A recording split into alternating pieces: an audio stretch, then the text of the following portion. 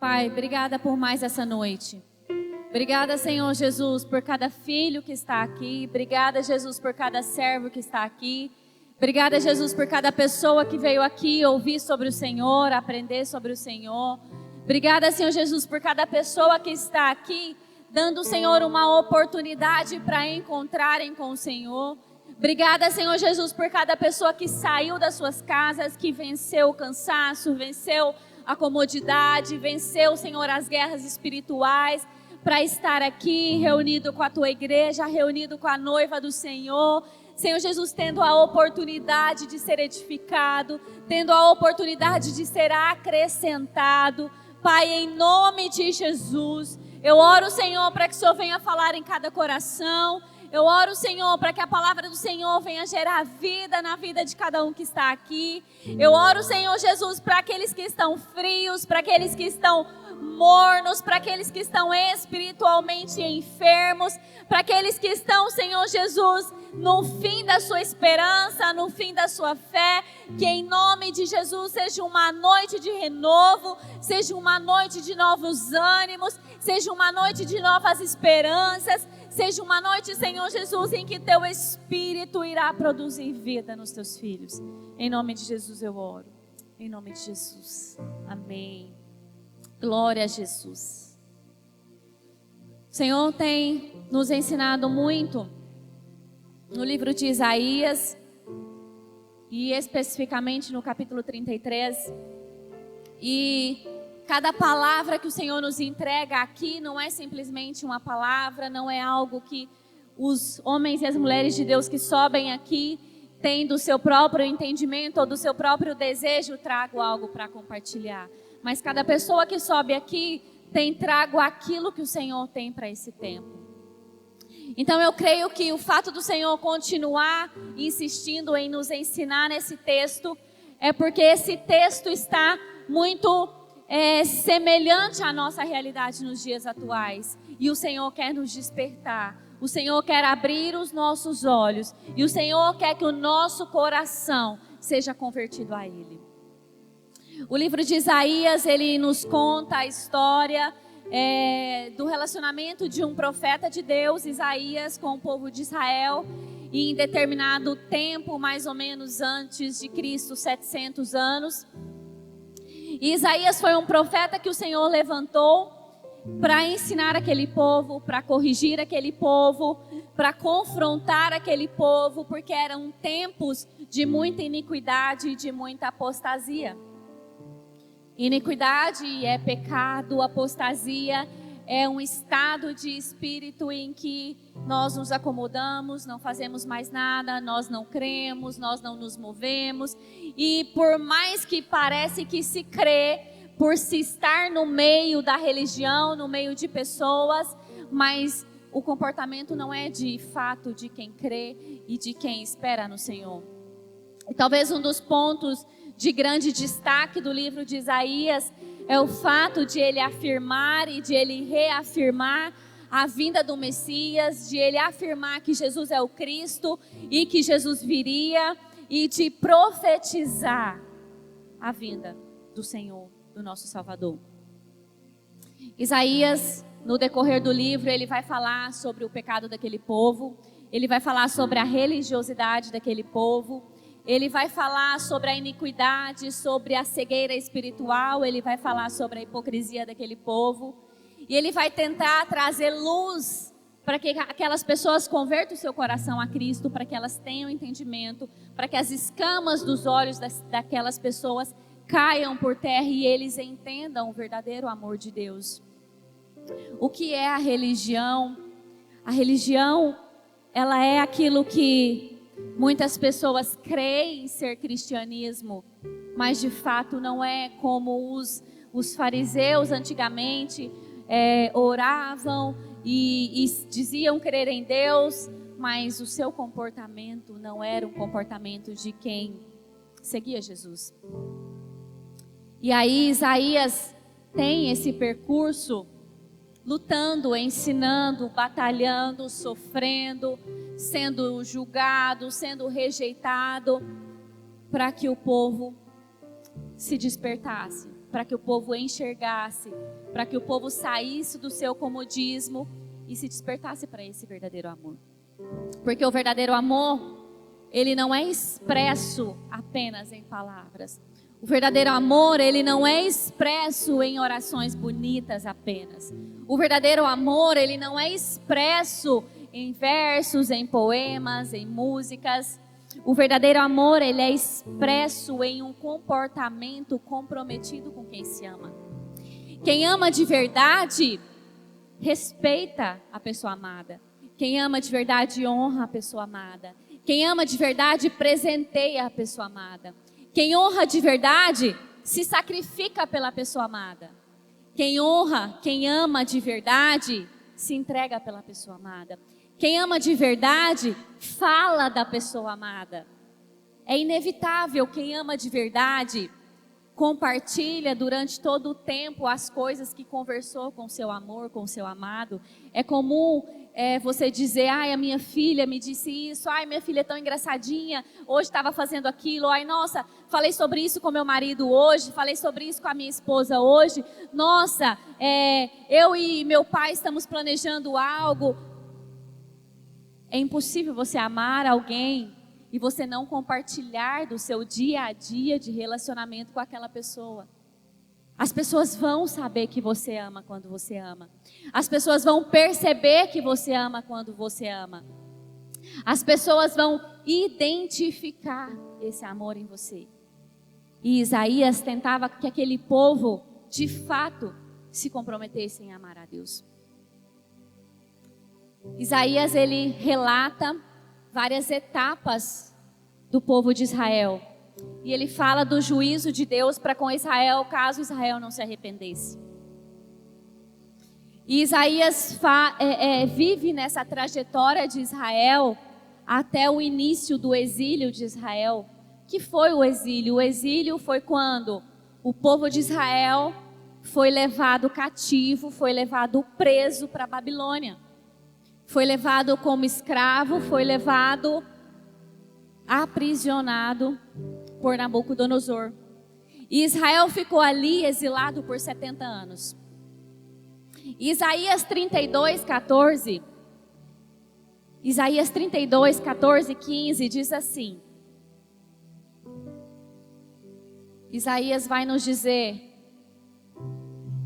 porque os palácios serão abandonados, a multidão da cidade cessará, e as fortificações e as torres servirão de cavernas para sempre, para a alegria dos jumentos monteses e para pasto dos rebanhos.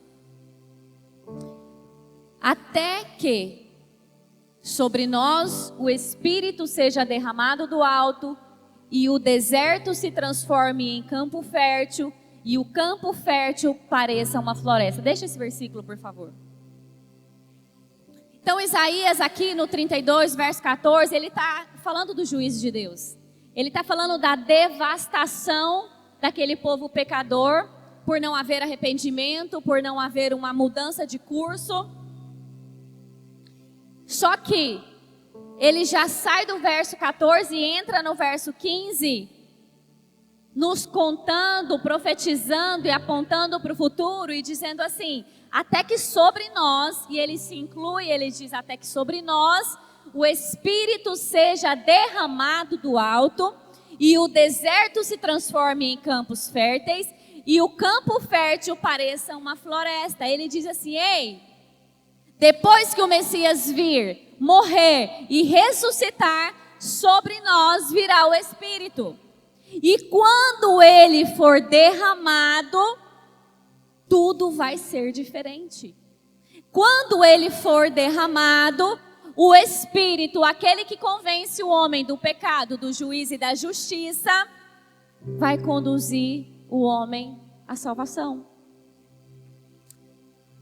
E aí, no capítulo 32, verso 6, Isaías 33, verso 6, logo depois dele falar sobre o Espírito Santo, ele começa a falar sobre a salvação.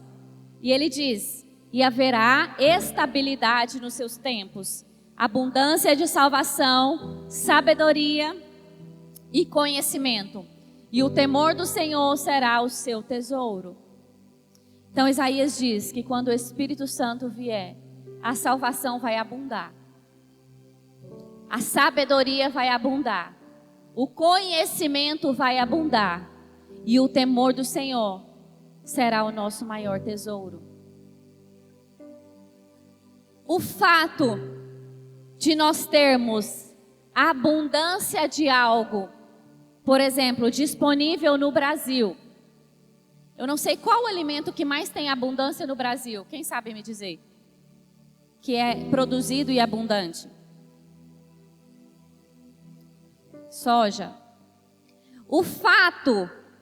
Quem aqui trabalha com soja, levanta a mão. Uma pessoa. Só uma pessoa. O fato de soja ser abundante no Brasil faz com que todas as pessoas que estão aqui trabalhem com soja?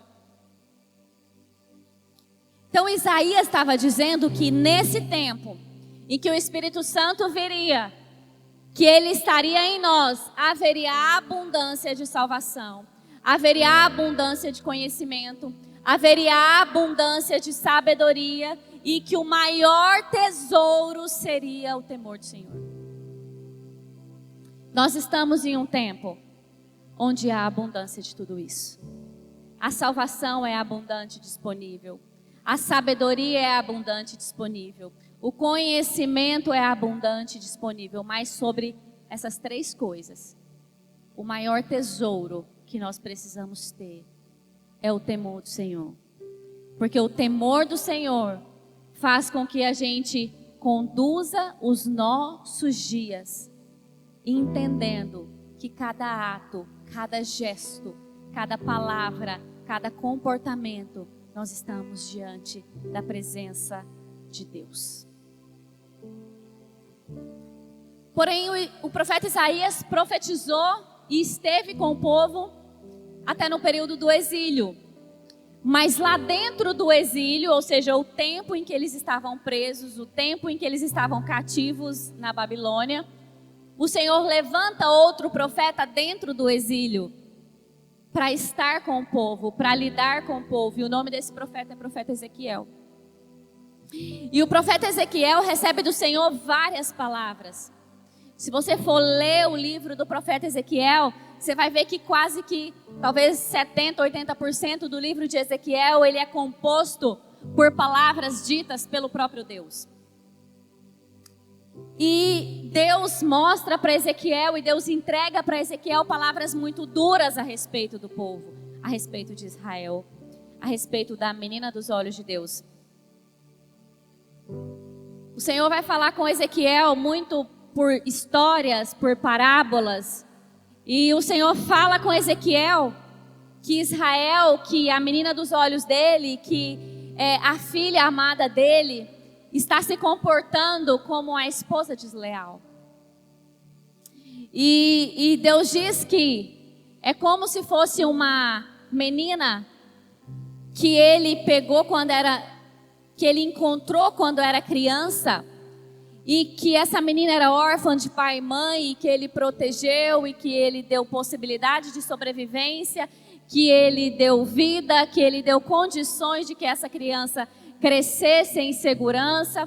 E quando essa criança se torna uma mulher, que ele coloca vestes de noiva sobre essa mulher, que ele coloca joias de esposa sobre essa mulher, que ele adorna essa mulher e toma ela por sua esposa, que ele a veste de linhos finos, de tecidos caros, mas que de repente essa noiva, essa esposa, ela pega os ouros, ela pega as joias e ela constrói para si ídolos. E a Bíblia diz que é como se essa mulher adulterasse com esses ídolos. E a Bíblia diz que essa mulher pega as suas vestes caras e cobre esses ídolos, e assim ela trai o seu esposo. E Deus trata Israel como essa mulher.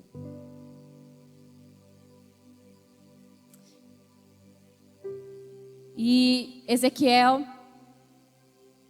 segue insistentemente falando ao povo para que eles despertem, para que os olhos deles se abram. E o Senhor diz assim para Ezequiel: Ezequiel, presta atenção nessa palavra. Aquilo que eu disser sobre o pecado do povo, você precisa entregar. Se você ver o povo pecando, o que você ver que precisa ser corrigido, você precisa falar. Se o povo não ouvir, se o povo não obedecer, eles morrerão e se perderão por causa dos seus pecados. Mas sobre você estará a paz. Agora, Ezequiel, se você está vendo o erro, se você está vendo o pecado, e você não corrige, você não fala, quando aquela pessoa morrer e se perder, o sangue daquela pessoa estará sobre você. Você já pensou o quanto isso é sério? Quantas pessoas você tem confrontado o pecado delas? Quantas pessoas você não tem confrontado o pecado delas por medo de ser rejeitado? Por medo de ser desligado daquele ciclo de relacionamentos? Por medo de ser envergonhado? Por medo de ser criticado? Não sou eu quem diz, é a Bíblia que diz que nós temos responsabilidade sobre aquele pecado que nós temos oportunidade de corrigir e não corrigimos. O pecado dos santos, o pecado daqueles que servem ao Senhor, mas também o pecado dos ímpios. Isso não precisa ser feito com ignorância ou com grosseria, mas precisa ser feito. Nós precisamos apontar o caminho, porque nós temos o caminho, nós conhecemos o caminho. E muitas vezes o Senhor coloca diante de nós situações extremamente difíceis. Situações extremamente difíceis. Mas lembre-se, quando você estiver diante de um pecado que precisar de correção, lembre-se, o Senhor te chamou como profeta da nossa geração. E como profeta, você precisa abrir a sua boca e falar, e confrontar, e ensinar, e corrigir. A pessoa não precisa acatar a correção, mas a sua responsabilidade termina quando você entrega a palavra, quando você mostra o caminho, quando você aponta a direção. E aí no verso 36 de Ezequiel, capítulo 36 de Ezequiel, versículo 27, Ezequiel, lá no tempo de exílio em que o povo de Israel estava preso, estava cativo, ele entrega para o povo a mesma palavra que anos atrás Isaías tinha entregado. Ezequiel 36, 27, e ele diz assim: aqui é o próprio Deus falando através de Ezequiel. Também porei o meu espírito dentro de vós, e farei com que andeis nos meus estatutos, e obedecereis aos meus mandamentos, e os praticareis. Então o que Ezequiel está dizendo é o seguinte: Deus disse, porei o meu espírito dentro de vós, e farei com que andeis nos meus estatutos, e obedecereis os meus mandamentos, e os praticareis. O que Deus está dizendo? Deus está dizendo assim: quando eu colocar o meu espírito dentro de vocês, não tem mais desculpa, porque o meu espírito vai convencer vocês da verdade. Então, quando eu colocar dentro de vocês o meu espírito, o espírito da verdade, vocês vão andar nos estatutos, nos meus estatutos, vocês vão me obedecer e vocês vão praticar os meus mandamentos. E esse tempo chegou. É o nosso tempo.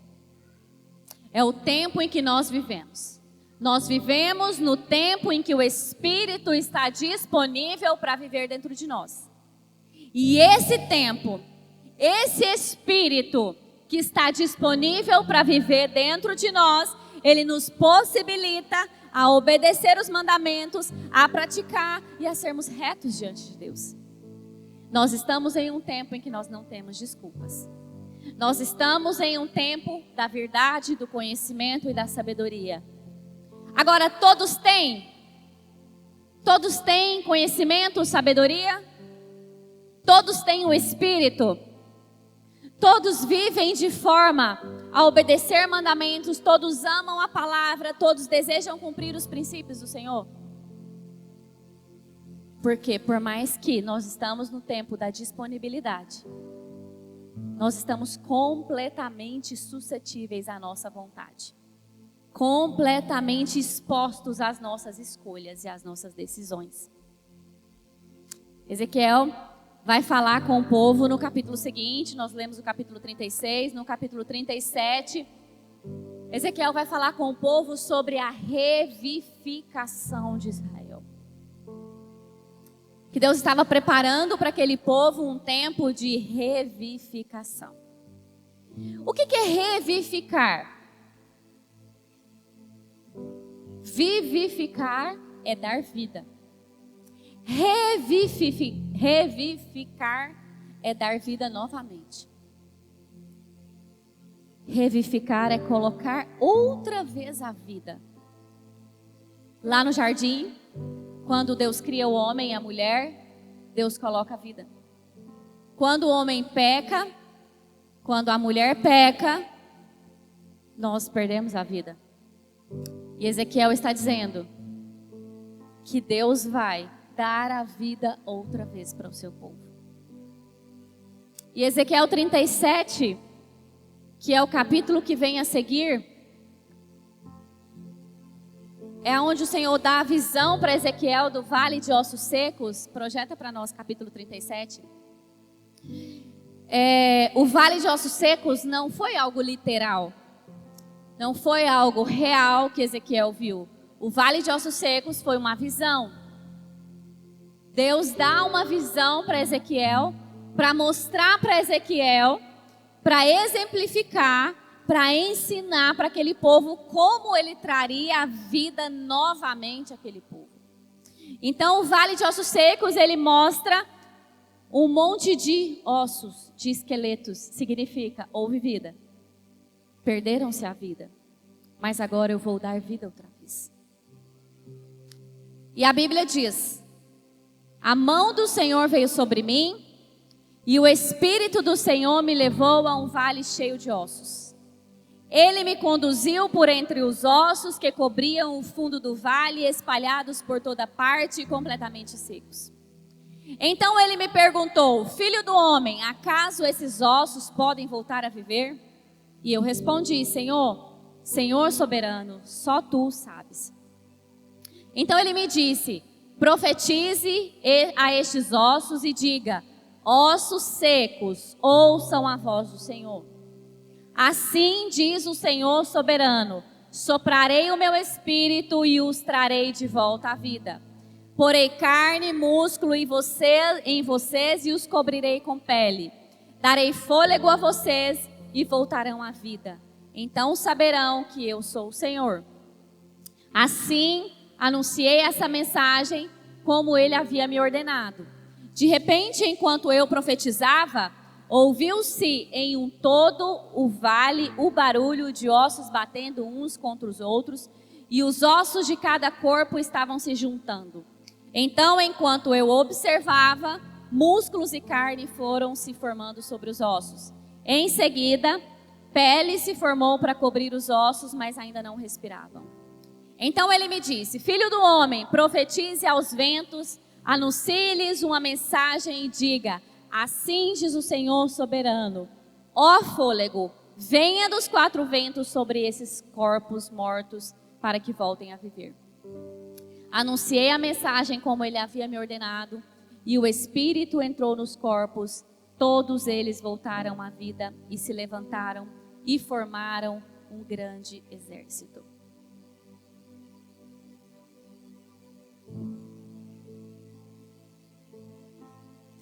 Olha o que Deus está falando para aquele povo, o que aconteceria quando o Espírito viesse. Porque Isaías disse que quando o Espírito viesse, superabundaria a vida. Ezequiel disse, através da palavra profética que ele recebeu do Senhor, que Deus enviaria o Espírito, e quando ele enviasse o Espírito, nós seríamos capazes de obedecer, de cumprir os mandamentos, de viver a vontade de Deus. Então agora Deus dá essa visão para mostrar o que aconteceria quando o Espírito fosse revivificado através dele. O primeiro versículo diz assim: a mão do Senhor veio sobre mim, e o Espírito do Senhor me levou a um vale cheio de ossos. Quem que veio sobre mim? E quem que me levou a um vale cheio de ossos? O Espírito do Senhor me levou a um vale cheio de ossos. Quando o Espírito do Senhor vem, eu ouço. Quando o Espírito do Senhor vem, eu vejo. Quando o Espírito do Senhor vem, eu obedeço. Quando o Espírito do Senhor vem, eu reconheço a voz de Deus. Quando o Espírito do Senhor vem, eu caminho na direção que Ele aponta. Tem muita gente que não tem ouvido o Espírito do Senhor. Tem muita gente que não tem conseguido discernir a voz de Deus. Tem muita gente que diz: eu nunca ouvi o Senhor. Ei, deixa eu te falar uma coisa. Talvez você tenha entregado até hoje o seu sábado, os seus domingos ao Senhor, algumas horas do seu final de semana ao Senhor, mas você ainda não entregou a sua vida ao Senhor. E o Espírito só vem quando você entrega a sua vida por completo ao Senhor. Ei, se existe uma árvore que não está dando fruto, se a Bíblia diz que você vai ouvir, se a Bíblia diz que você vai se relacionar, se a Bíblia diz que você tem poder de orar e curar, se a Bíblia diz que você tem poder de profetizar e você não está vivendo, corrija a alimentação dessa árvore. Corrija a nutrição dessa árvore. Precisa viver. Se Deus falou que vai viver, tem que viver. Essa madrugada, uma amiga de outra cidade, um casal de pastores, ela me mandou uma mensagem por volta das 10 da noite. Ela disse assim: amiga, eu estou desesperada, você está aí? Eu falei: tô. E ela disse assim: o meu esposo, que é pastor, disse que o nosso casamento acabou do nada. Não sei o que aconteceu, a gente estava bem, estava tudo normal. Um casamento já de muitos anos, uma família com 2 filhos. E ele falou que o nosso casamento acabou. Ele disse que as coisas se desgastaram e que ele vai embora de casa amanhã cedo. Ele queria ir embora agora. E ele resolveu dormir e ele já está em outro quarto. Ele disse que vai embora amanhã, não sei o que está acontecendo. Estou desesperada. Como é que eu vou falar para todo mundo que o meu casamento acabou? Como é que eu vou explicar para os meus filhos que o meu casamento acabou? Como é que eu vou explicar para as minhas crianças que o pai está indo embora? Amiga, eu não sei o que eu faço. Eu não sei o que aconteceu, mas como é que eu vou viver isso? Eu estou pensando em amanhã já falar com as minhas crianças. E eu falei para ela assim: seu casamento não acabou, para de falar. Deixa eu te falar uma coisa. Quem fez o seu casamento foi o Senhor. Quem deu o seu esposo foi o Senhor. Quem mandou vocês estarem na geografia que você está hoje foi o Senhor. Eu tenho clareza, eu ouvi Deus. Falei: então cala a boca, o seu casamento não acabou. Falei: se levanta agora. Você não vai dormir, você não vai reclamar, você não vai murmurar, você não vai ajoelhar e falar: Jesus, o que eu faço? Você vai levantar e você vai guerrear. Você vai guerrear a noite toda. Essa noite não é para você dormir. Você vai se levantar e você vai orar a palavra que o Senhor te entregou.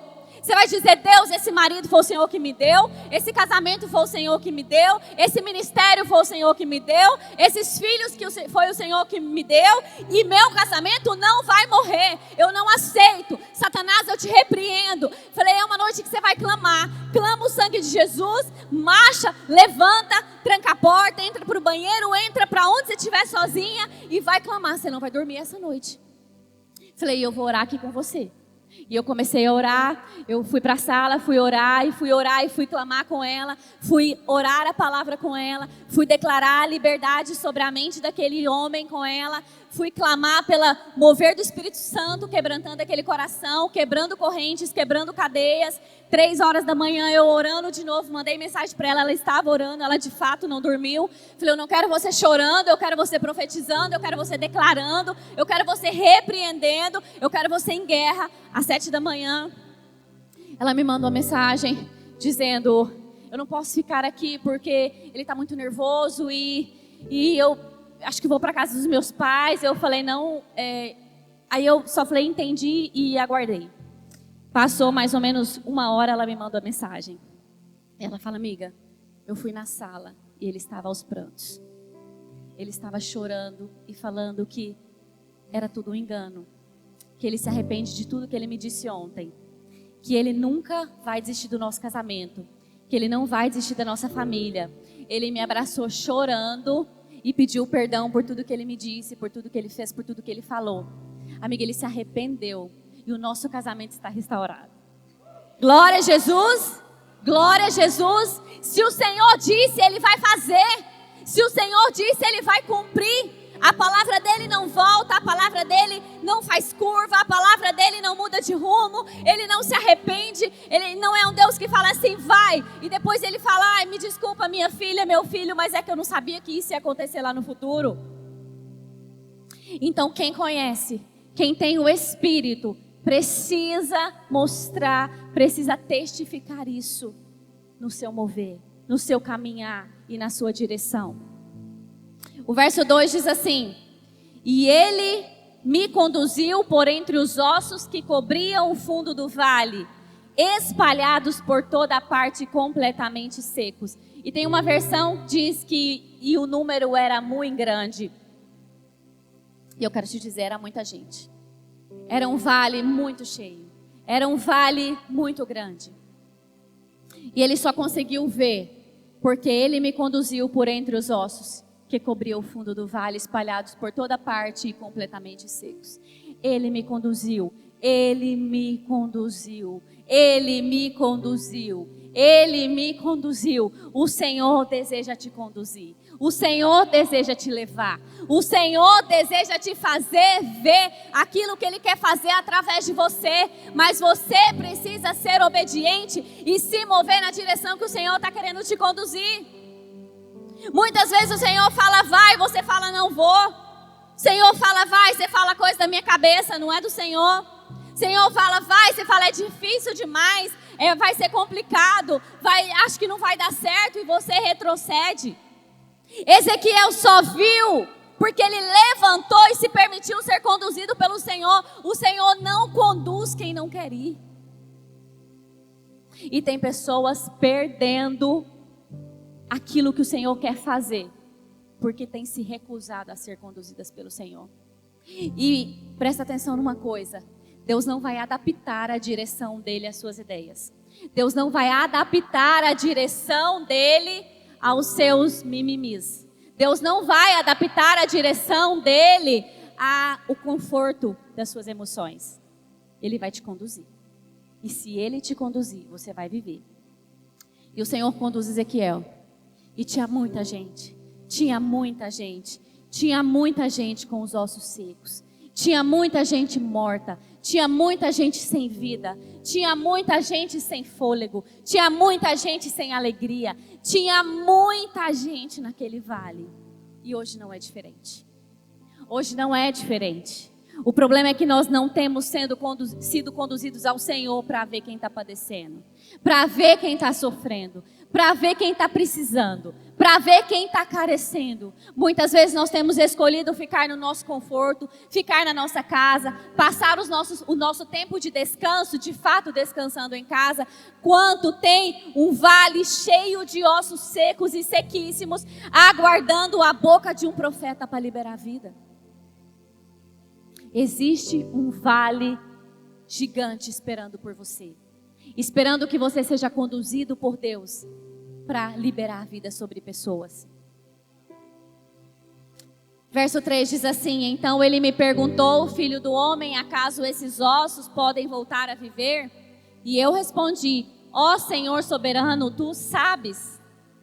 A Bíblia diz que os ossos, o verso 11, vai dizer que os ossos daquele povo tinham secado porque eles eram murmuradores.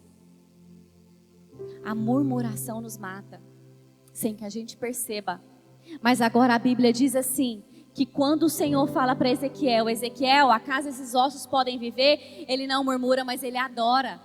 Ele diz assim, ó Senhor soberano, só tu sabes. Ele diz assim: Senhor, o Senhor sabe. Se o Senhor disser que vai viver, vai viver. E se o Senhor disser que vai viver, eu vou repetir que vai viver. Para de murmurar e começa a adorar. Para de reclamar e começa a exaltar quem te fez. Porque aquele que tem o poder de dar vida para você, aquele que tem o poder de gerar vida através de você, ele não se limita a essa circunstância que você está vendo e usando como murmuração. Para de murmurar e adora. E aí, assim diz o Senhor: profetize a esses ossos e diga: ossos secos, ouçam a palavra do Senhor. Profetiza a estes ossos e diga: ossos secos, ouça a palavra do Senhor. De quem que é a palavra? De quem que é a palavra? Você não precisa criar a palavra, inventar a palavra, você precisa só entregar a palavra. Você precisa declarar a palavra. Você precisa, para declarar a palavra, conhecer a palavra. E aí Ezequiel dá uma ordem: ossos secos, ouçam a palavra do Senhor. Eu sei quem Ele é. Se vocês ouvirem a palavra do Senhor, vocês vão viver. E então me disse: Senhor soberano, soprarei o meu espírito. Assim me disse o Senhor soberano: soprarei o meu espírito e os trarei de volta à vida. Porei carne, músculo em vocês e os cobrirei com pele. Darei fôlego a vocês e vocês voltarão à vida. Então saberei que eu sou o Senhor Deus. Soprarei o meu espírito e trarei de volta à vida. Você só precisa desejar ter o Espírito do Senhor.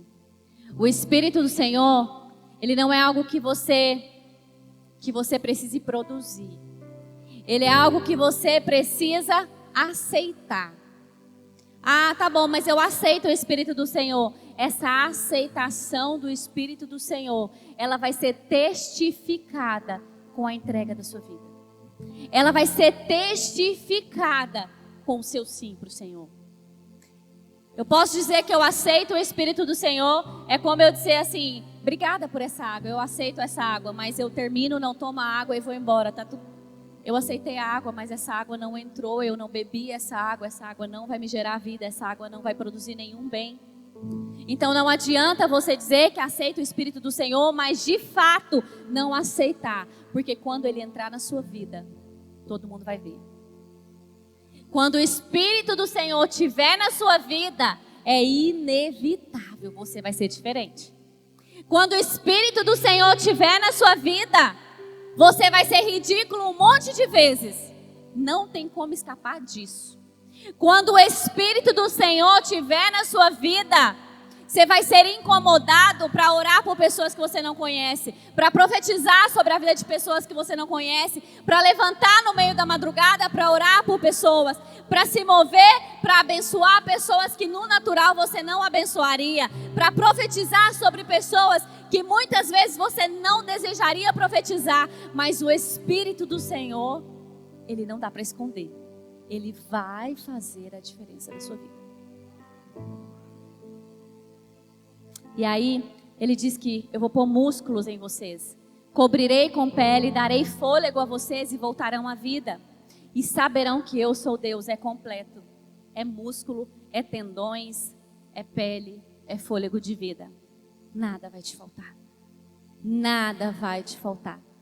Se está faltando músculos, se está faltando força, é porque talvez você não esteja em obediência ou em convivência com o Espírito Santo.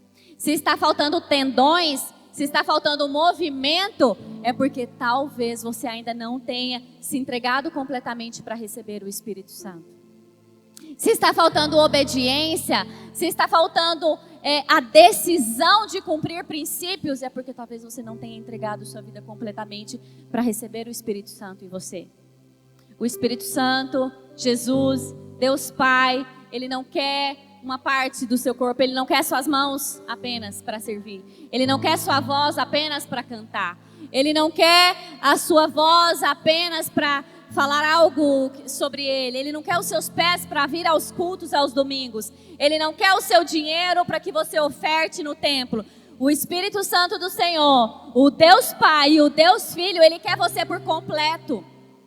Ele quer tudo isso. Ele quer você sem reservas. Ele quer tudo que Ele fez para você ser. E o verso 7 diz assim: anunciei essa mensagem como Ele havia me ordenado. De repente, enquanto eu profetizava, ouviu-se em todo o vale o barulho de ossos batendo, uns contra os outros, e os ossos de cada corpo estavam se juntando. Quando há vida, há barulho. Quando há vida, há barulho. Quando há vida, há barulho. Se há vida em você, se o Espírito está em você, você precisa fazer barulho, você precisa falar sobre Ele, você precisa glorificá-lo. Da sua boca precisa sair exaltação, precisa haver barulho do Espírito em você. Precisa haver barulho de vida em você. E o verso 8 diz: então ele me disse, filho do homem, profetize aos ventos, anuncie-lhe uma mensagem e diga: assim diz o Senhor soberano, ó fôlego, venha dos 4 ventos, sopre nesses corpos para que voltem a viver. Anunciei essa mensagem como ele havia me ordenado. E o Espírito, vamos ler. Sopre nesses corpos mortos para que voltem a viver. Próximo. Anuncie essa mensagem e ele me havia ordenado. Vamos lá. Vamos ler aqui, ó. A partir daqui, ó. A partir de e o Espírito entrou neles. Eu vou contar. Para a gente ler, eu quero força. Eu quero barulho nessa garganta. Vamos lá. 1, 2, 3. E o Espírito entrou nos corpos. Todos eles voltaram à vida e se levantaram e formavam um grande exército. Aleluia! Aleluia! O Senhor quer te sustentar, o Senhor quer te fortalecer e o Senhor quer fazer de você um grande exército armado, preparado, capacitado para vencer aqui e para ir morar com Ele. Não é só sobre uma palavra de encorajamento, é uma palavra de salvação. Se nós não recebermos o Espírito de Deus em nós, o Espírito que nos convence do pecado, do juízo, da justiça do Senhor, nós não seremos salvos. Eu vejo frequentemente, todas as semanas, 200, 300 pessoas aqui. Mas quando a gente vai para um evangelismo, quando a gente convida as pessoas para o evangelismo, quando a gente convida as pessoas para um voluntariado, quando a gente convida as pessoas para o dia a dia, para o relacionamento, para algum voluntariado do Corpo de Cristo, da Unity, bate-papo, dia delas, dia deles, às vezes aparece, se você somar os voluntários, talvez metade do que a gente tem aqui aos domingos. E é claro que como igreja nós poderíamos alcançar muito mais pessoas, nós poderíamos fazer coisas maiores se todos estivessem aqui, mas não é essa a minha preocupação. Porque você chega aqui, você vê uma igreja limpa, você vê uma igreja cheirosa. Se você vier no dia delas, vai ter gente aqui para te ensinar. Se você vier no dia deles, vai ter gente para te ensinar. Se você for no bate-papo, vai ter gente para compartilhar com você. Se você vier aqui no Kids, seu filho vai estar bem cuidado, porque tem voluntários. Não é sobre os benefícios que vão trazer para a nossa igreja se você vier se entregar. Mas é sobre a minha preocupação, é sobre a sua salvação. A minha preocupação é se Jesus voltar hoje. Eu não quero que 50% das pessoas que estão nesse templo subam para morar com Jesus. Eu quero que todos nós, todo rosto que está aqui, se encontre no céu com o Senhor. Eu não quero te encontrar aqui aos domingos. Eu não quero te encontrar aqui na virada do ano apenas. Eu quero te encontrar aqui e eu quero te encontrar no céu. Mas nós só vamos morar no céu com Jesus se nós entregarmos a nossa vida completamente ao Senhor. Sem reservas. Se nós entregarmos tudo que nós temos, as nossas mãos, os nossos pensamentos, as nossas pernas, o nosso tempo, se a gente entregar ao Senhor o nosso coração, o nosso dinheiro, os nossos filhos, a nossa família, o nosso trabalho, a nossa boca, nós precisamos entregar a nossa vida ao Senhor.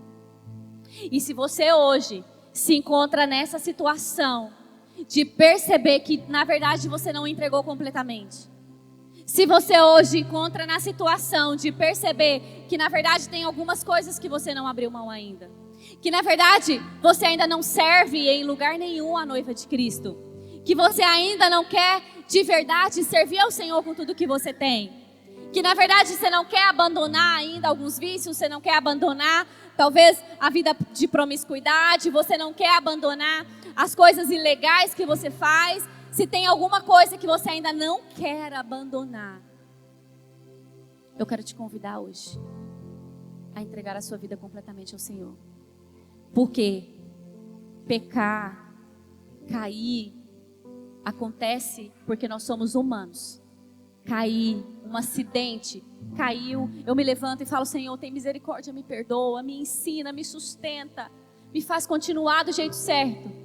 Agora, escolher viver no pecado é porque você ainda não quer receber o Espírito Santo em você. Por mais que você tenha nascido, crescido e vivido em uma igreja, o Espírito Santo só vai entrar quando você quiser recebê-lo e entregar a sua vida por inteiro. Coloque-se de pé. Eu quero que você coloque-se de pé e que você feche seus olhos. Coloque-se de pé, feche seus olhos. Não olhe para ninguém. Não tem ninguém aqui mais importante do que você e Deus. Feche seus olhos. E agora faça uma avaliação. Em nome de Jesus, aonde você está, não feche os seus olhos para pensar em coisas aleatórias desse mundo. Feche os seus olhos e faça uma análise do que você entregou ao Senhor, se você já se entregou completamente a Ele, ou se existem coisas que ainda precisam ser entregues. Deus falou com Isaías que quando enviasse o Espírito Santo, nós poderíamos sermos transformados e viver em abundância. O Senhor falou com Ezequiel que Ele mandaria o Espírito dEle, que possibilitaria que nós fôssemos obedientes e que a gente cumprisse princípios e mandamentos. E hoje nós temos esse Espírito sobre nós. Nós temos o cumprimento dessas palavras proféticas sobre o nosso tempo e sobre a nossa vida. E essa palavra, receber o Espírito, precisa fazer com que a nossa vida seja transformada, porque é o que a palavra diz, e se a palavra diz, vai acontecer. Se a palavra diz, vai viver. Se a palavra diz, vai prosperar. Se a palavra diz, vai abundar. Mas você precisa desejar receber o Espírito Santo. Talvez você já tenha ido à frente de uma igreja e levantado a sua mão e dito: eu quero viver com o Senhor. Mas talvez você nunca tenha feito isso também. E mesmo que você tenha feito, se hoje você entende que precisa se entregar completamente, que a sua entrega não foi completa, que tem coisas que ficaram retidas aí, vem aqui na frente que nós queremos orar por você. Ah, mas por que aí na frente? Porque a Bíblia diz que nós precisamos confessar publicamente. Nós fazemos tantas coisas erradas publicamente, que confessar Jesus publicamente é o que nos limpa e é o que fala: Senhor, eu renuncio o pecado e eu quero viver com o Senhor. Então não tenha vergonha, vem aqui na frente, todos de olhos fechados. Eu quero que, se você não vai vir aqui na frente, você comece a interceder. Levanta suas mãos. Não fica aí na sua cadeira simplesmente para receber. Libera a vida através da sua boca. Levanta suas mãos, profetiza, libera a vida. E se você quer entregar completamente a sua vida para Jesus, vem aqui na frente. Vem aqui na frente, não tenha vergonha. Vem aqui na frente que nós queremos orar por você. Vem aqui na frente que talvez você tenha mais oportunidades, mas talvez você não tenha, talvez seja a última. Levanta do seu lugar, vem aqui, vem entregar a sua vida completamente a Jesus. Nós queremos caminhar com você, nós queremos chamar, nós queremos orar por você, nós queremos aprender com você, nós queremos segurar os seus braços quando você estiver fraco. Nós queremos te dar uma palavra profética quando o Senhor precisar falar com você. mas nós precisamos que você diga sim. Nós precisamos que você diga sim, eu quero entregar a minha vida completamente ao Senhor. Sim, eu não estou satisfeita, eu não estou satisfeito com o que eu vivo. Eu quero viver tudo que Deus tem para mim. Eu quero entregar tudo porque eu quero viver tudo. Eu quero conhecer a direção. Você quer conhecer a direção do Senhor para você? Vem aqui na frente. Se você quer ser conduzido pelo Senhor ao propósito dele para a sua vida, vem aqui na frente. Entrega tudo. Entrega tudo. É uma noite de você entregar tudo no altar do Senhor. É uma noite de você deixar tudo, sem reservas, nada. Não tem nada que pode ficar aí. Não tem nada que você vai dizer, isso eu não renuncio. Entrega tudo, coloca tudo no altar. E o Senhor vai te sustentar. O Senhor vai criar músculos em você para te fortalecer. O Senhor vai te dar tendões novos para te dar movimento. O Senhor vai colocar o Espírito dele em você, se você entregar a sua vida completamente. Ainda dá tempo de você vir aqui.